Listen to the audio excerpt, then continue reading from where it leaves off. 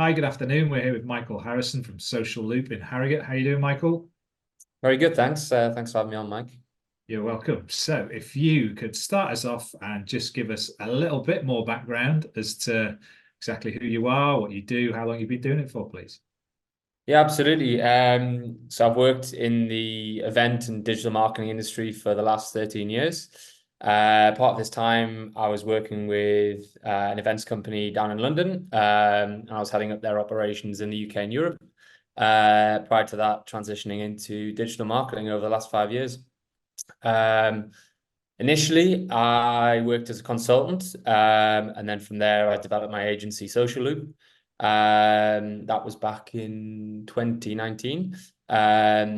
We currently are a team of 12 with clients across the leisure, beverage, and supplement industries. But we're very much a local business with a global footprint with clients across the UK, US, Europe, Middle East, Hong Kong, Awesome.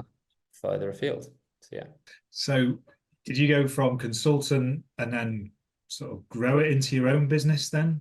Did it happen Yeah. naturally? So essentially, I was working with clients and I had freelancers working with me. And then from there, I was looking to grow the business. But it was actually COVID that sort of, made me realize, that everyone was going digital and there was a huge opportunity there. So I sort of transitioned from consultant to, sort of, becoming an agency and then taking on a full-time team, essentially.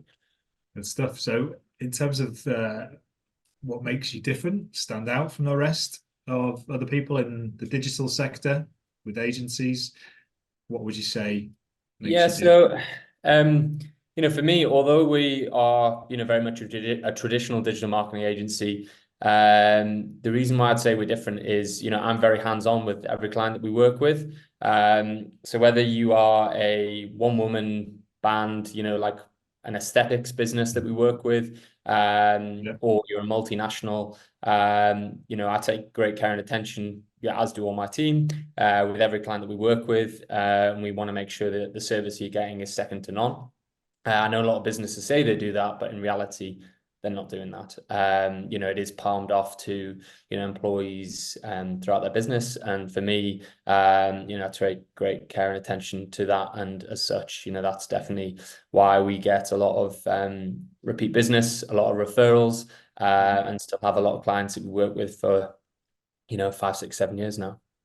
Because I have heard it before on here where bigger agencies may roll out the big guns when it comes to pitches, but then when you get the actual work being done, it's then given to somebody else that's perhaps the client Yeah, met in the Uh, business and that's before. exactly it. And for me personally, I do a lot of the business development, but equally, I get involved with the nitty-gritty of, the copywriting or, proofreading things. Because for me, it's important because, if you're sort of looking at the business from top to bottom, I do spot minor mistakes and it can be picked up. But equally, I'm obviously, top of the business and doing everything from as I say, the business development, the finances, the running of the business, managing the team.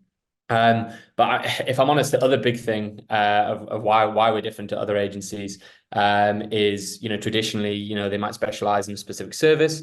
But for us, historically, I would say the business was built on social media management. So that was what I was a specialist in because I used it for the event industry as a way of promoting the events that we were running across the UK, Europe, and Dubai.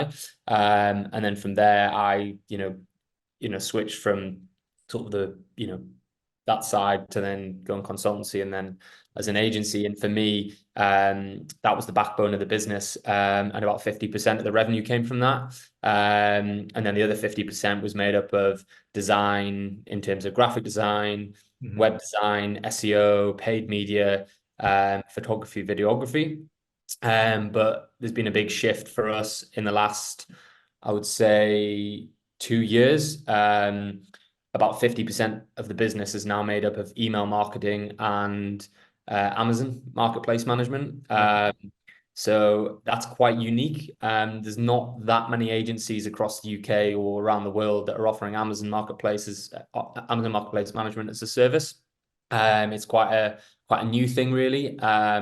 There's a lot of digital marketing agencies out there offering all the rest of the services, but I would say we're quite unique in that aspect.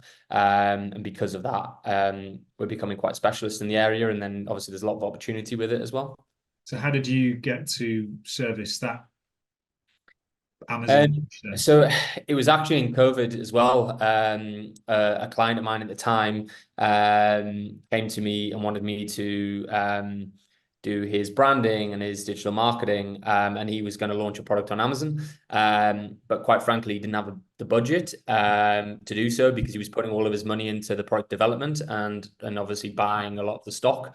So we ended up becoming business partners, and then off the back of that, I learned a lot about how to sell on Amazon, or the supply chain, working with suppliers in Far East, everything from PPC to customer service on Amazon, pricing models, optimizing listings, designing listings, everything. So yes, off the back of it, I sort of learned firsthand how to do it. And then from there, we now have a full-time team working on that. So yes, and now, as I say, it's a sort of thing I stumbled across by mistake and then sort of then started offering as a service. So yeah. Brilliant. So what's your business journey been like to date then? You sound like someone who gets involved, learns, and then, passes it on in order Yeah, so how would you describe it's your business journey? yeah, so I was very much, as I say, I worked for a company in London. I was working crazy hours in the events industry, very much a weekday, weekend job. And from there, becoming a consultant or freelancer, I was a one-man band facilitating, marketing needs and using other freelancers to grow as a business. And that also gave me the scalability where I could dial up or dial down depending on the workload. But from there, during COVID, obviously I saw explosive growth. As I was saying before, I actually coming out of COVID, I doubled my revenue, with a lot of companies needing to go more digital. So what I did was and during this period as well, I was already working from home anyway. I was building my business working from home, sort of pre-COVID. And then I actually did the reverse. Coming out of COVID, I took on an office in Harrogate, took on a full-time team of 5 plus me, and then continued to work with the freelancers to try and scale the business as well, because they were sort of embedded in a lot of the clients. And that allowed me to, not disrupt the service that we were offering, but equally it allowed me to, dedicate more time and attention to the clients and then obviously grow and scale. And then by the time we were, what was it, 2021, 2022, we were up to about a team of 15. But then, to be honest, in the last sort of 18 months, I've scaled that back a little bit. So we're now a team of 12. And the reason for this is just trying to consolidate a bit more in terms of the service offering and also the type of client that we were going after. We're trying to go more after quality over quantity now. And that's simply, we're sort of really dialing in on what we're trying to go after, and we've got Sure. some really good case studies, and then that's sort of It where I am today. sounds like a journey of learning then. If you could, I suppose, describe it in one word, what would that journey be? Yeah, I wouldn't say there's one word as such, but yeah, I mean, I'm constant. Yeah, I am. I'm constantly learning. I don't feel like I've cracked any of it, even though I've been doing it for quite a long time. It's evolving. It's so fast paced. You think you understand digital media or Amazon, and tomorrow they'll change their policies or how you work with them, and it's relentless, but it's thrilling, it's exciting, and it's what I'm all about. Okay. Maybe three words then: relentless, thrilling, and exciting. We'll take Exactly. the Sorry, yeah. description. So what does the future look like for you guys, and what do you see as the main areas or opportunities or improvements to be making, challenges? Yeah, I mean, it sounds so cliche, but the future definitely is digital. There's always going to be a high street, in my opinion. But if you're selling a product and you're not selling online, well, what are you doing? And if you are selling online, do you have a website that's, fit for purpose? And then on top of that, are you selling on Amazon or other marketplaces? Because, there's a ready-made audience there on Amazon where with a website, there comes a lot of challenges in terms of getting traffic there. So whether that be from, paid media or social media or, through Google search, so there's a lot more sort of loops, jumps, hurdles that you've got to go through to get that website traffic. Whereas, Amazon, there's a ready-made audience, there's people, on there browsing to buy. So without a doubt, Amazon is the way forward. And if you're not doing it, you're going to be left behind without a doubt. And from an AI perspective, I've not really spoke about it. We're tentatively adopting it within the business, but there's still challenges in using it and making sure it's being used correctly. So if anything, I think it enhances our business, but it's certainly not gonna replace team members. Because for me, there's still that attention to detail and the customer facing side. It's really, really important that people know that they're working with people and not systems, because Yes. otherwise it's yeah. And yeah, for me, I don't want to go too all in on it right now because it's not something that's yeah, we're Yep. You want to fully use it involved. to leverage what you do, but not take away that personal experience. Absolutely, yeah. Good stuff. So moving on to yourself, but back onto the lesson area. If there's one lesson you could pick out in running a business so far to date, what would that be, Michael? I mean, for me, it's definitely that no one's coming to save you. So if you want something, you've got to go get it. You've got to be hungry, you've got to be passionate.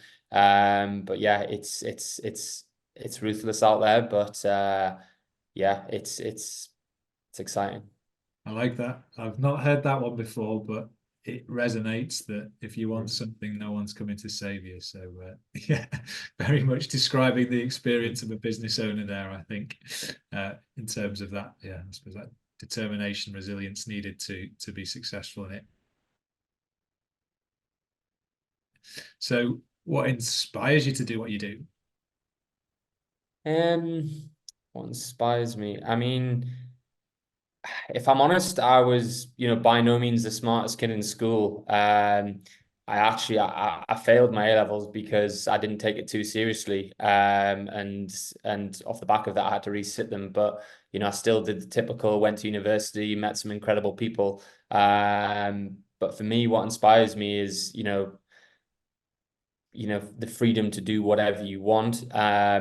And you will have hurdles along the way, you will have setbacks, but you just keep on going. And if you want something enough, you can get there. And for me, it's definitely, depends on how hungry you are. And I am that. And there's always someone else out there who's, trying to, you know, win the race, but there's plenty more to go at. So yeah, so for me, it's very much you know, the world is your oyster really, and it's Charge all of your about own your destiny. network and Yeah. whatnot. Yeah. Excellent. So, if you were to give yourself a piece of advice, if you were starting out 18 and knowing what you know, what would that piece of advice be? I mean, if I'm honest, people starting a business, they think that they're going to gain freedom. And if I'm honest, it's quite the opposite. And that's not me saying that I wouldn't do what I have done. If anything, I would have done it sooner. But running a business certainly has its perks. But freedom is not one of them to begin with, because you're working every hour every day, that you can do without compromising, your social life or your family or whatever. But Yeah. once you do have those systems or team members in place, it does give you some of your freedom back. But certainly for me, in the back of my head, I'm still thinking, what um you know, what's going on with this or that. But yeah, for me, if the best advice is definitely, get started, because so many people say, oh, I'll do it tomorrow, I'll do it tomorrow, Yeah. but before you know it, a year's gone by, 5 years have gone by. And I also hear of people who work in certain industries, they do it for 20, 30, 40 years and they retire and they're like, oh, I wish I'd done this. Well, Mhm. you should have done that 40 years ago. It's always shoulda, woulda, coulda, but yeah, just get started. You can figure it out along the way. And the what you're creating, whether it's a product or a service, it's by no means going to be perfect from the outset. And things evolve. For me, it's all about letting things grow organically, and it'll all come good. Fantastic. Good share. Thank you very much for that. So then lastly, in terms of any latest news about what you're up to, or even if it's just a case of sharing your website. So if anyone wants to find out more about what you do and where they can find you, feel free to do that. Yeah, so yeah, we're open to working with anyone, whether you're a product or service-based business. If you check us out at socialloop.co.uk, you can see a bit more about what we do. And yeah, let's chat, let's talk. That's what it's all about. Excellent. Thanks, Michael. Really appreciate you sharing all that you have, and I wish you all the best for the future success of the business. Thank you very much. Cheers, Mike.